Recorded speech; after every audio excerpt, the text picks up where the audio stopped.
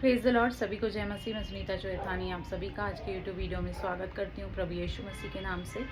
और जिस इंटरेस्टिंग मुद्दे पर हम बात करने जा रहे हैं वो ये है कि हम प्रतिदिन अपना बोझ, अपनी चिंताएं, एंग्जाइटीज़, बर्डन्स कैसे हम प्रभु को दें और कैसे उसके रेस्ट को और उसके जॉय को हम इंजॉय कर पाएँ। क्योंकि आज हम एक ऐसी दुनिया और ऐसी परिस्थिति में रह रहे हैं जहाँ पर लोग बोझ से दबे हुए हैं, एंग्जाइटी उन पर हावी हो चुकी है। बहुत सारे लोग जो हैं वो साइकेट्रिस्ट के पास जाते हैं, उन एंग्जाइटीज़ और फियर्स और बर्डन्स को डील नहीं कर पाते अपने लाइफ में। लेकिन हम एज अ बिलीवर, हमें एक बहुत बड़ी परमेश्वर की प्रॉमिस है कि cast your burden on God. तो हम ये कहते तो हैं और से समझते भी हैं, लेकिन उसे प्रैक्टिकली अपने लाइफ में हमें कैसे इम्प्लीमेंट करना है और कैसे उस चीज़ पर हमें अमल करना है, वो प्रैक्टिकल टिप्स आज मैं आपको 5 टिप दूंगी। और जो 5th टिप होगी वो बहुत इम्पॉर्टेंट होगी, तो आप अंत तक मेरे साथ बने रहिए क्योंकि आज का वीडियो बहुत ही आपके लिए आशीषित और ब्लेसिंग होने वाला है। और आप इसमें सीख पाएंगे कि आप अपनी डेली लाइफ में कैसे ही परमेश्वर के ऊपर भरोसा कर सकते हैं, सरेंडर कर सकते हैं और कैसे परमेश्वर आपके जीवन में अद्भुत काम कर सकता है। तो शुरुआत करने से पहले एक छोटी सी स्टोरी मैं आपको बताना चाहती हूँ कि इमेजिन कीजिए, सोचिए कि आप एक गांव में रहते हैं जहां पर केवल 50 लोग हैं और उस गांव में कोई भी रक्षा सुरक्षा का प्रबंध नहीं है, कोई हथियार आपके पास नहीं है और आपको अचानक से ये पता चलता है कि 500 लोग जो हैं वो आकर आपके उस गांव को अटैक करने वाले हैं। तो आपकी उस वक्त मनोस्थिति क्या होगी, आपका माइंड कैसे काम करेगा, आप क्या सोचोगे? तो आप फुल ऑफ एंग्जाइटी और बर्डन में रहोगे, फियर में रहोगे कि अब क्या होगा, हमारे पास पर्याप्त रिसोर्सेस नहीं है तो इसलिए हमारा अब नुकसान होने वाला है या पतन होने वाला है। तो सो मैनी नेगेटिव थॉट्स से आप घिरे हुए रहेंगे। लेकिन एट द सेम टाइम आपको ये पता चल जाए कि आपकी नेबरिंग में कोई ऐसा किंग है जिसके पास 5000 सेना है, 5000 सेना भी है और उसके पास वेपन्स हैं, आर्मर्स हैं फाइट करने के लिए। और वो किंग आपको ये एश्योरेंस दे कि फ्यूचर में कभी भी अगर आपके ऊपर कोई अटैक करता है, आपके ऊपर कोई डेंजर आता है तो वो आपको प्रोटेक्ट करेगा। अगर वो आपको ये एश्योरेंस दे और आपको लिख के दे और उसके ऊपर सील लगा के आपको आपके साथ एग्री हो जाए, तो आप बताइए कि आप में से कितने ऐसे होंगे कि ये सुनने के बाद भी वही बर्डन, वही बोझ आपके ऊपर रहेगा। क्योंकि ये इस बात पे डिपेंड करेगा कि आप उस किंग पर कितना, उस राजा पर कितना भरोसा करते हैं। अगर आपका भरोसा उस किंग के ऊपर होगा तो श्योरली आपको फिर ज़्यादा एंग्जाइटी या बर्डन या टेंशन उस बात की नहीं होगी कि अब मेरा क्या होगा, क्योंकि आपको ये पता है कि जो किंग मुझे एश्योरेंस दे रहा है वो मुझे प्रोटेक्ट करेगा। ठीक है, तो इसी बात में सबसे बड़ी चीज़ जो आपके और मेरे लिए काम करती है वो यही काम करती है कि आपका और मेरा भरोसा परमेश्वर के ऊपर कितना है। आप और मैं परमेश्वर को कितना जानते हैं, कितना समझते हैं, हमने क्या ऐसी इमेज परमेश्वर के लिए अपने जहन में बनाई है, हम क्या सोचते हैं उसके सामर्थ्य के बारे में, उसकी बहुत सारे एट्रीब्यूट्स के बारे में हम क्या नज़रिया रखते हैं। बहुत सारी चीज़ें उस पर निर्भर होती हैं। क्योंकि पहला पत्रस 5:7 कहता है कि अपनी सारी चिंता उसी पर डाल दो, cast all your anxieties on him, क्योंकि उसको तुम्हारा ध्यान है। बहुत सिंपल और सरल वचन है, हम कोट करते हैं कई बार, लेकिन इसे प्रैक्टिकली कैसे हम अप्लाई करें उसके लिए मैं आपको 5 स्टेप्स बताऊंगी कि कैसे प्रतिदिन का बोझ आपको परमेश्वर के आगे, परमेश्वर के समीप रखना है। क्योंकि भजन संहिता 55 का 22 कहता है कि अपना बोझ यहोवा पर डाल दे, वह तुझे संभालेगा, वह धर्मी को कभी टलने नहीं देगा। मीन्स परमेश्वर को पता है कि इस दुनिया में रहते हुए आपको बर्डन्स आ सकते हैं, आपको समस्याएं आ सकती हैं, इसलिए आपको एक कंफर्ट देने के लिए परमेश्वर ने ऑलरेडी हमें ये कह दिया है कि अपना जो बोझ है वो परमेश्वर के ऊपर डालना है, क्योंकि वह धर्मी को कभी भी टलने नहीं देगा। मैं अनबिलीवर्स के बारे में तो नहीं कह सकती, बट एज अ बिलीवर यहाँ पर परमेश्वर हमको प्रॉमिस कर रहा है कि मैं उन ट्रबल्स, उन एंग्जाइटी में आपको खोने नहीं दूंगा।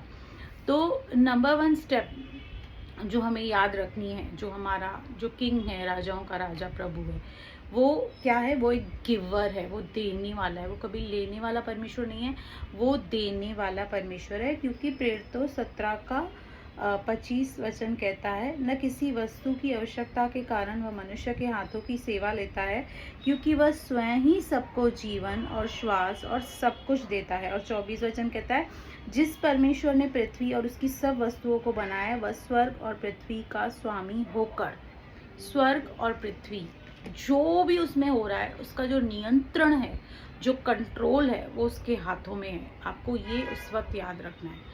आपके लाइफ में भी जो भी हो रहा है, उसका नियंत्रण, कंट्रोल उसके हाथों में है।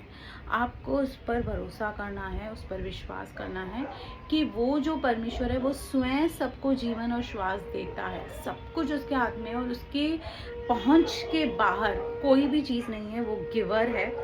और अगर मैं अपनी चिंता करूं भी या एंग्जाइटी करूं भी किसी बात को लेकर, तो मैं अपना एक बाल भी जो मेरा सफ़ेद है, मैं उसे काला नहीं कर सकती, बाइबल कहती है। तो इसलिए हमें ये समझना होगा, ये प्रैक्टिस करनी होगी कि कैसे हम उन एंग्जाइटी, उन चिंताओं को हम परमेश्वर को दे दें। फर्स्ट पॉइंट मैंने आपको बताया, इज़ अ गिवर। ये आपको याद रखना है। आप ऐसे परमेश्वर को सर्व करते हैं जो देने वाला, जो रचयिता है, सृष्टि करता है और सब कुछ उसके नियंत्रण में। Second, he is a deliver. वो छुटकारा करने वाला परमेश्वर है, छुड़ाने वाला परमेश्वर है। क्योंकि भजन संहिता 50 का 12 कहता है, यदि मैं भूखा होता तो तुझसे न कहता, क्योंकि जगत और जो कुछ उसमें है वह मेरा है। जगत और जो कुछ उसमें है वह किसका है? प्रभु का है। वो छुड़ाने वाला परमेश्वर है। वह आग से नहीं, आग में से बचाने वाला परमेश्वर है। ये आपको याद रखना है। थर्ड, वो क्या है? वो एज अ वर्कर, वो हमारा स्वामी तो है, लेकिन एज अ को वर्कर वो हमारे साथ काम करता है। और यशाया में बहुत ही एक सुंदर वचन इसके बारे में लिखा है, 64 का 4, यशाया 64 का 4 कहता है, क्योंकि प्राचीन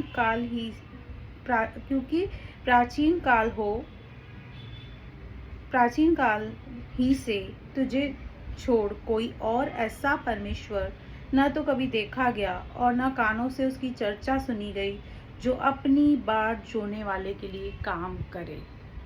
भरोसे के साथ साथ आपको क्या करना है? वेट करना है।